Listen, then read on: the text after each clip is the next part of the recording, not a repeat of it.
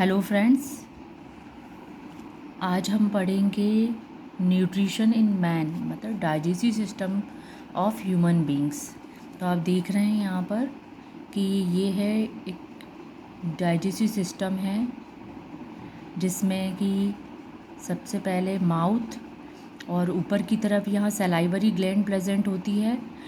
Buccal cavity है जिसमें 2 Jos होते हैं, एक फेरिंग्स होता है और ये होती है एक ट्यूब। ये लॉन्ग ट्यूब होती है जिसको हम ईसोफेगस बोलते हैं। उसके जस्ट नीचे होता है स्टमक, देन पैंक्रियाज। इधर हम देखते हैं लिवर के नीचे है गॉल ब्लैडर, और गॉल ब्लैडर के बाद में हम देखेंगे स्मॉल इंटेस्टाइन, लार्ज इंटेस्टाइन। ये जो ऊपर वाला हिस्सा है ये लार्ज इंटेस्टाइन है, और देन यूरिनरी ब्लैडर होता है और एनस होता है। अब हम इसको डिटेल में समझते हैं। तो न्यूट्रिशन इन मैन को 2 पार्ट्स में डिवाइड किया गया है। एक होता है डाइजेस्टिव ऑर्गन, जिसमें हम सारे डाइजेस्टिव ऑर्गन जितने भी हैं उनके बारे में समझेंगे, और फिर देखेंगे कि डाइजेशन प्रोसेस जो है वो कैसे होती है। तो डाइजेस्टिव ऑर्गन्स को 2 पार्ट्स में डिवाइड किया गया है। एक एलिमेंट्री कैनाल होता है और एक डाइजेस्टिव ग्लैंड होगा। एलिमेंट्री कैनाल में जैसे कि मैंने आपको बताया कि बक्कल कैविटी, जो यहाँ आप डायग्राम में देख सकते हो, बक्कल कैविटी ये रही, जिसमें कि मैंने बताया आपको 2 जॉस हैं, टंग है, टीथ है एंड सलाइवरी ग्लैंड है। देन ईसोफेगस आ जाता है, इसमें स्टमक आ जाएगा, ये रहा स्टमक। इंटेस्टाइन आ जाएगी, इंटेस्टाइन जिसमें कि स्मॉल इंटेस्टाइन है, और ये रही लार्ज इंटेस्टाइन।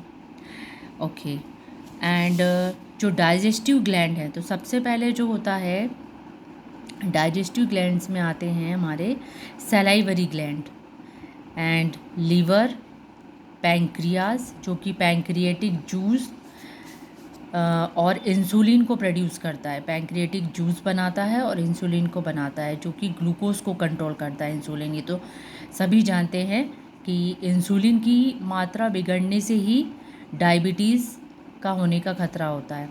तो ये हो गया वो। और एक होता है ये गैस्ट्रिक ग्लैंड्स होती है।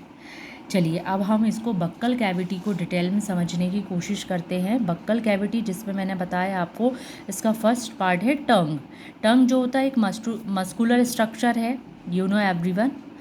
टेस्ट बर्ड इसमें होती हैं, इससे ही आप स्वीट्स पता कर सकते हो, सोर टेस्ट जो है उसको फील कर सकते हो, सॉल्टी, बिटर, ये सब। और इसके अलावा जो होता है कि ये सलाइवा मिक्स कर देता है फूड में, जिससे क्या होता है कि जो फूड है वो सॉफ्ट हो जाएगा और स्लिपरी हो जाएगा, जिससे हम उसको ईजीली च्यूव कर सकते हैं, चबा सकते हैं। टीथ जो होते हैं उनको ह्यूमंस में हेट्रोडॉन टाइप के टीथ होते हैं। ये कई प्रकार के टीथ जैसे बताए गए हैं, उसको हम आगे आने वाले चैप्टर्स में समझेंगे। अब इसमें ये जो होता है 4 टाइप्स होता है, इंसाइजर, कैनायंस, प्रीमोलर्स एंड मोलर्स। इतने 4 प्रकार के टीथ जो हैं डाइजेशन सिस्टम में, हमारे डाइजेशन प्रोसेस में हेल्प करते हैं, अपना मेन रोल प्ले करते हैं। अब डाइजेस्टिव ग्लैंड्स के बारे में जो हम बात कर रहे थे, तो सलाइवरी ग्लैंड्स हैं। सलाइवरी ग्लैंड्स ये मिक्स हो जाती है हमारे, जब हम मुंह में ही अपने फूड को जब चबाते हैं तभी सलाइवरी ग्लैंड से कुछ सीक्रेशन होता है। सलाइवा सीक्रेट होता है, जिसमें कि ptyalin enzyme main role play करता है। ये टाइलिन एंजाइम सलाइवा मिक्स करता है ये, ठीक है। और लिवर जो होता है इट्स लार्जेस्ट ग्लैंड है, ये हमारे बॉडी की सबसे बड़ी, डाइजेशन सिस्टम की सबसे बड़ी लार्जेस्ट ग्लैंड होती है, जो कि बाइल जूस को सीक्रेट करती है। ये नेचर में एल्कलाइन होता है, जो बाइल जूस होता है वो एल्कलाइन होता है। और ये गॉल ब्लैडर, जो कि हमारे लिवर के जस्ट नीचे वाले हिस्से में, ये ग्रीन कलर का एक छोटा सा पी शेप का होता है गॉल ब्लैडर, वहाँ पर बाइल को स्टोर करता है। और ये बाइल जो होता है वो फैट्स को ब्रेक डाउन करने में बहुत बड़ा रोल प्ले करता है। ओके, और ये हो गया आज हमारा इतना। और डाइजेशन प्रोसेस में भी हम देखेंगे कि डाइजेशन, ये हमारी डाइजेस्टिव ऑर्गन्स के बारे में आज हमने समझ लिया। अब डाइजेशन प्रोसेस कैसे होती है उसको समझेंगे। इंजेशन, सबसे पहला जो फूड को हम अंदर लेते हैं उसको इंजेशन कहते हैं। देन डाइजेशन, ये जो डाइजेशन की जो प्रोसेस होती है वह स्टमक में होती है। स्टमक में होगी। और एब्जॉर्प्शन, देन क्या होता है एब्जॉर्प्शन। एब्जॉर्प्शन कैसे होगा?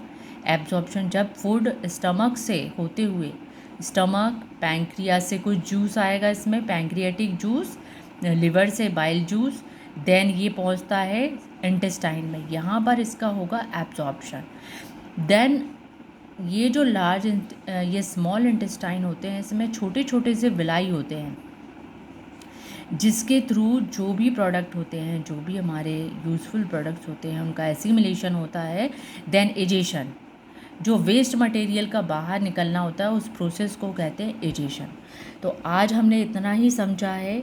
अब मैं नेक्स्ट वीडियो में आपको समझाऊंगी ये डाइजेशन प्रोसेस इन 1 पेज। तो अगर आप और भी टॉपिक को जानना या समझना चाहते हैं तो आप मुझे कमेंट करके भेज सकते हैं। Thank you.